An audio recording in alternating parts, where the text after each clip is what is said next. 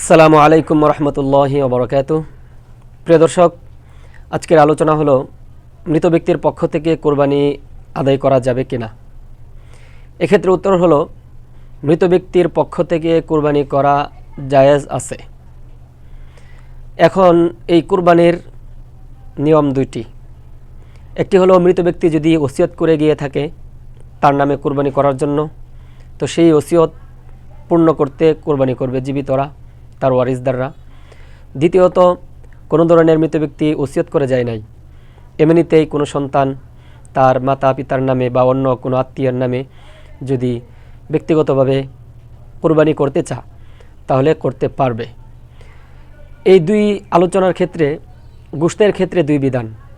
প্রথমত, মৃত ব্যক্তির ওসিয়ত পূরণ করার জন্য যদি কোরবানি দেওয়া হয় তাহলে সেই কোরবানির গোশত মৃত ব্যক্তির আত্মীয় স্বজনরা খেতে পারবে না, সেটা অন্য অন্য মানুষের মাঝে বিতরণ করে দিবে, সৎকা করে দিবে।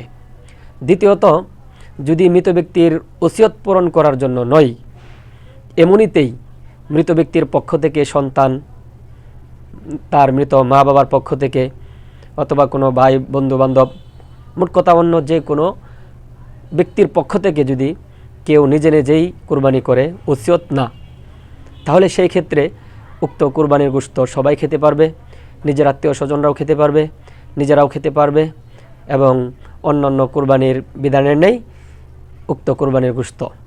এই ক্ষেত্রে দলিল হলো মুসনাদ আহমদ, খণ্ড নম্বর 1, পৃষ্ঠা নম্বর 107।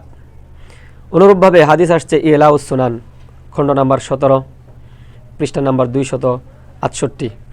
অনুরূপভাবে ফতোয়া শামী রদ্দুল মুহতার, খণ্ড নম্বর 6, পৃষ্ঠা নম্বর 326।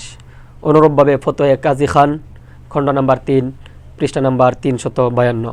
আল্লাহু আ'লামু বিসসাওয়াব।